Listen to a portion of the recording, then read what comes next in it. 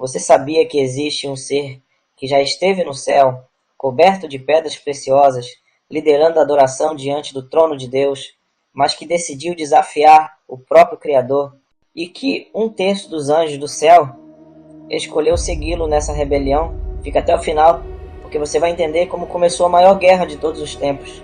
Uma guerra que ainda está acontecendo agora, neste exato momento. Antes da gente entrar na história, eu preciso te explicar uma coisa importante. Quando a Bíblia fala sobre Satanás, nem sempre ela diz o nome dele diretamente.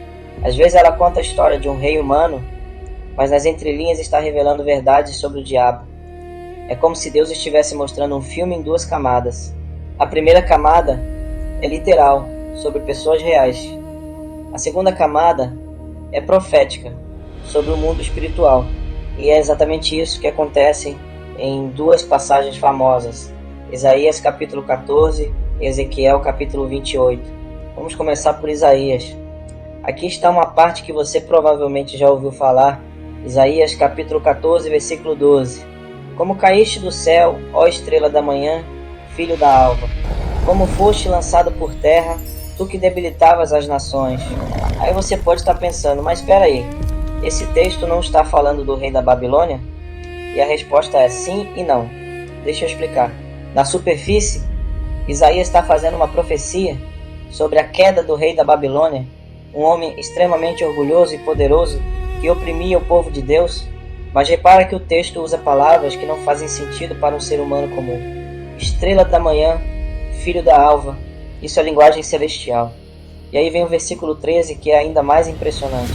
Tu dizias no teu coração, eu subirei ao céu acima das estrelas de Deus, exaltarei o meu trono, e no monte da congregação me assentarei. Subirei acima das mais altas nuvens, e serei semelhante ao Altíssimo. Agora pensa comigo, um rei humano pode subir ao céu? Um rei humano pode exaltar seu trono acima das estrelas de Deus? Não faz sentido literal, mas faz todo sentido quando você entende que Deus está revelando a origem da queda de Lúcifer. Esse era o nome dele antes de cair. Lúcifer significa portador de luz ou estrela da manhã. Ele era um anjo glorioso, mas o orgulho entrou no coração dele. Repara nos 5 eu dessa profecia. Eu subirei, eu exaltarei, eu me assentarei, eu subirei, eu serei. 5 vezes ele colocou o eu no centro, querendo tomar o lugar de Deus. E olha o que aconteceu com ele. Versículo 15. Contudo, serás precipitado para o inferno, para os lados do abismo. Queda total. Do topo da glória celestial para o fundo do abismo. Agora, por que as Assembleias de Deus e a maioria das igrejas evangélicas entendem que essa passagem é sobre Satanás e não apenas sobre o rei da Babilônia? Porque a linguagem vai além do humano. Nenhum rei da terra teve um trono no céu. Nenhum rei caiu das estrelas. Isso é revelação sobre um ser angelical que estava na presença de Deus e se rebelou. É uma profecia de camada dupla. Fala do rei, mas aponta para quem está por trás do rei. O próprio diabo operando através do orgulho e da rebeldia humana. Agora vamos para Ezequiel capítulo 28. Essa passagem é ainda mais impressionante porque descreve a beleza e a posição original de Lúcifer antes da queda. Ezequiel está profetizando contra o rei de Tiro, uma cidade rica e orgulhosa da antiguidade. Mas novamente, a linguagem vai além do natural. Versículo 12. Filho do homem, levanta uma lamentação sobre o rei de Tiro e diz-lhe, assim diz o Senhor Deus, tu eras o sinete da perfeição, cheio de sabedoria e formosura. Já começa forte. Sinete da perfeição. Isso é perfeição absoluta, algo que nenhum ser humano pode ser. Aí vem o versículo 13. E é aqui que fica impossível aplicar isso só a um homem. Estiveste no Éden, jardim de Deus. Toda pedra preciosa era tua cobertura. A sardônia, o topázio, o diamante, o berilo, o ônix, o jaspe, a safira, a granada, a esmeralda e o ouro. A obra dos teus tambores e dos teus pífaros estava em ti. No dia em que foste criado, foram preparados. Peraí. O rei de Tiro esteve no Éden, no jardim original de Deus? Claro que não. Nenhum ser humano estava lá, exceto Adão e Eva. Mas Lúcifer estava. Ele era um querubim, um anjo de altíssima hierarquia, coberto de pedras preciosas. E repara que ele tinha tambores e pífaros, instrumentos musicais. Muitos teólogos acreditam que Lúcifer era o líder da adoração no céu, responsável por conduzir os anjos no louvor a Deus. Imagina a cena: o ser mais belo, mais sábio, mais talentoso do universo criado, liderando a adoração diante do trono. Versículo 14. Tu eras querubim da guarda ungido, e te estabeleci. Estavas no Monte Santo de Deus, no brilho das pedras andavas. Monte Santo de Deus, isso é o lugar da presença direta de Deus, o lugar mais sagrado que existe. Lúcifer tinha acesso total. Ele não era um anjo qualquer. Ele era querubim ungido, escolhido, estabelecido por Deus para uma função especial. Mas aí vem a virada trágica. Versículo 15. Perfeito eras nos teus caminhos, desde o dia em que foste criado, até que se achou iniquidade em ti. Ele era perfeito. Repete isso na sua mente. Perfeito. Mas algo mudou. Iniquidade foi encontrada nele. E o que foi essa iniquidade? Versículo 17. Elevou-se o teu coração por causa da tua formosura. Corrompeste a tua sabedoria por causa do teu resplendor. Orgulho. Foi isso que destruiu Lúcifer. Ele olhou para a própria beleza, para o próprio talento, para a própria posição e pensou: eu mereço mais. Eu posso ser como Deus. Eu posso ser melhor que Deus. E aí veio a sentença: pelo que te lancei, profanado, fora do monte de Deus, e te fiz perecer, ó querubim da guarda. Agora, por que as Assembleias de Deus entendem que essa passagem é sobre Satanás? Pelos mesmos motivos de Isaías. A linguagem ultrapassa o humano. Nenhum rei de Tiro esteve no Éden. Nenhum rei de Tiro era querubim. Nenhum rei de Tiro andou no Monte Santo de Deus. Isso é revelação sobre a origem e a queda de Satanás. Deus está usando a história de um rei orgulhoso para revelar a história do ser espiritual que está por trás de todo orgulho e rebelião, o diabo. Mas tem um detalhe importante que eu preciso te falar. Existe debate teológico sobre isso. Algumas pessoas acham que essas passagens são apenas sobre os reis humanos e nada mais. Elas dizem que estamos lendo coisas que não estão lá. E sabe de uma coisa? É um debate legítimo. A Bíblia não diz explicitamente, em letras garrafais, aqui estou falando de Satanás. Mas a tradição da igreja, desde os pais da igreja primitiva, sempre entendeu que há uma revelação profética dupla aqui. E as Assembleias de Deus seguem essa interpretação porque as evidências internas do texto apontam para algo além do humano. Agora vamos para uma parte que não tem debate nenhum. É Jesus falando diretamente sobre a queda de Satanás. Lucas capítulo 10, versículo 18. Os discípulos tinham acabado de voltar de uma missão, animadíssimos porque até os demônios se submetiam a eles em nome de Jesus. E aí Jesus solta essa frase bombástica: eu via Satanás caindo do céu como um relâmpago. Cara, isso é incrível. Jesus está dizendo que ele testemunhou a queda de Satanás. E repara na palavra que ele usa, como um relâmpago. Isso significa velocidade, repentinidade, brilho que se apaga rápido. Lúcifer caiu rápido. Não teve segunda chance, não teve conversa, não teve perdão. A decisão dele foi final. No segundo ele estava no céu, no próximo ele estava sendo expulso. Mas tem mais. Jesus não está só lembrando de um evento passado. Ele está conectando a queda original de Satanás com a derrota que os demônios estavam sofrendo através do ministério dos discípulos. É como se Jesus estivesse dizendo: aquela queda no passado está continuando agora. Toda vez que vocês expulsam um demônio, estão participando da queda contínua de Satanás.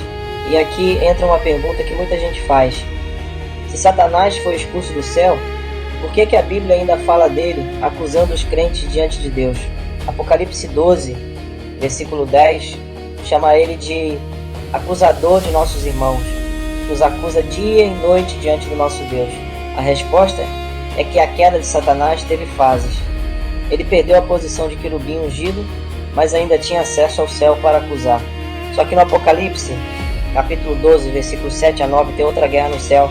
Miguel e seus anjos lutam contra o dragão, que é Satanás, e seus anjos, e aí sim ele é expulso definitivamente. E não foi mais achado lugar para eles no céu. Então, resumindo, a primeira queda foi quando ele se rebelou e perdeu a posição de querubim. A segunda queda vai acontecer quando ele foi expulso totalmente do céu. E a terceira queda vai ser quando ele for lançado no lago de fogo eternamente. 3 quedas progressivas. Agora vamos falar dos anjos que caíram com ele. Apocalipse capítulo 12, versículo 4. A sua cauda arrastava a terça parte das estrelas do céu, as quais lançou para a terra. Estrelas aqui representam anjos. Isso significa que 1/3 dos anjos do céu escolheu seguir Satanás na rebelião. 1/3. Pensa no tamanho disso. A Bíblia fala de milhões e milhões de anjos. Daniel capítulo 7, versículo 10 diz: milhares de milhares o serviam, e milhões de milhões estavam diante dele. Se 1/3 se rebelou, estamos falando de milhões de demônios operando hoje no mundo. E aqui vem uma pergunta séria. Por que esses anjos seguiram Satanás? Eles não foram enganados como Adão e Eva. Eles estavam na presença direta de Deus. Eles viam a glória dele todos os dias, mas escolheram se rebelar. A única explicação é que o orgulho e a inveja que Satanás plantou neles foram mais fortes que a reverência a Deus. Eles preferiram servir a um ser criado do que ao Criador, e pagaram um preço eterno por isso. 2 Pedro capítulo 2, versículo 4 diz assim: porque se Deus não poupou os anjos que pecaram, mas havendo-os lançado no inferno, os entregou às cadeias da escuridão, ficando reservados para o juízo. E Judas versículo 6 completa: e aos anjos que não guardaram seu principado, mas deixaram sua própria habitação, reservou na escuridão e em prisões eternas, até o juízo daquele grande dia. Agora preste atenção, porque isso é importante.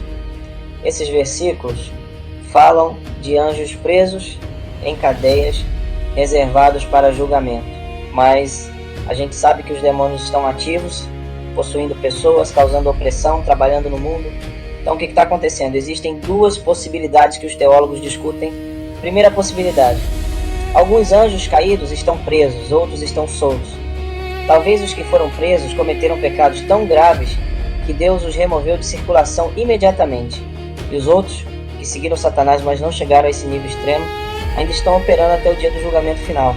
Segunda possibilidade: todos os anjos caídos estão tecnicamente presos, no sentido de que já estão condenados, já têm a sentença final decretada, mas ainda não cumpriram a pena total. É como um criminoso que foi julgado e condenado, mas ainda está aguardando a transferência para a prisão perpétua. Ele sabe que não tem escapatória, mas ainda tem um tempo de liberdade vigiada. As Assembleias de Deus tendem a aceitar a primeira interpretação. Alguns demônios estão presos, outros estão soltos, e a Bíblia dá indícios disso. Apocalipse capítulo 9 fala de anjos presos junto ao rio Eufrates, que serão soltos no tempo do fim. Apocalipse capítulo 20 fala de Satanás sendo preso no abismo por 1000 anos. Então há diferentes níveis de contenção no mundo espiritual. Mas por que Deus permite que demônios operem na terra? Por que ele não prende todos agora? Essa é a pergunta de $1 milhão. E a resposta tem a ver com o plano de Deus para a humanidade. Deus está testando, provando, formando caráter nos seus filhos através da batalha espiritual. Se não houvesse oposição, não haveria crescimento. Se não houvesse tentação, não haveria vitória. Se não houvesse guerra, não haveria vencedores. Pensa assim: um soldado só vira soldado de verdade quando enfrenta combate real. Você pode treinar na academia militar o quanto quiser, mas só a guerra real vai mostrar do que você é feito. E é exatamente isso que está acontecendo agora. A igreja, ela está sendo treinada, está sendo preparada para reinar com Cristo. E parte desse treinamento é aprender a resistir, a lutar, a vencer contra principados e potestades. Agora, antes de terminar, eu quero que você entenda uma coisa muito importante. Lúcifer caiu por causa do orgulho. E o orgulho é a raiz de todo pecado. Pensa bem, qual foi o pecado de Adão e Eva? Orgulho. Eles quiseram ser como Deus. Qual é o pecado que destrói casamentos? Orgulho. Ninguém quer pedir desculpa, ninguém quer ceder. Qual é o pecado que divide igrejas? Orgulho. Cada um acha que está certo e não aceita diálogo. Qual é o pecado que impede as pessoas de aceitarem Jesus? Orgulho. Elas acham que não precisam de um Salvador. O orgulho é o pecado que Deus mais odeia. Provérbios 6, versículo 16, lista 7 coisas que Deus abomina. E sabe qual é a primeira? Olhos altivos, ou seja, orgulho. Provérbios 16, versículo 5 diz que todo arrogante de coração é abominável ao Senhor. Tiago 4, versículo 6 diz que Deus resiste aos soberbos, mas dá graça aos humildes. Então a grande lição da queda de Lúcifer é essa: o orgulho leva à destruição, sempre, sem exceção. Não importa quão talentoso você seja, quão bonito, quão inteligente, quão ungido, se você permitir que o orgulho entre no seu coração, você vai cair. Mas se você escolher a humildade, se você reconhecer que tudo que você tem e tudo que você é vem de Deus, você vai permanecer em pé. E olha que ironia linda. Satanás caiu por querer ser como Deus. Jesus, que era Deus, se esvaziou e se tornou homem. Filipenses 2, versículos 6 a 8.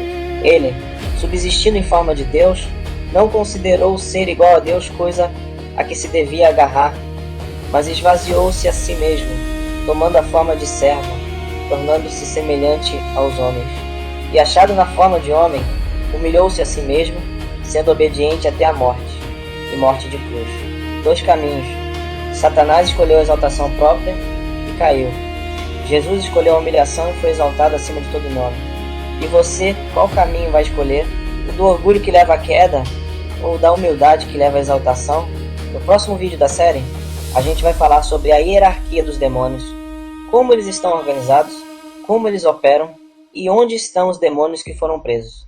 Você vai entender a diferença entre principados, potestades, dominadores deste mundo tenebroso e vai aprender como identificar a atuação deles na sua vida. Se você está gostando dessa série, deixa o like, se inscreve no canal e ativa o sininho para não perder o próximo vídeo. E me conta aqui nos comentários, você já sabia que Satanás era o líder de adoração no céu? Esse detalhe te impressionou? Escreve aí embaixo. A paz do Senhor e até o próximo.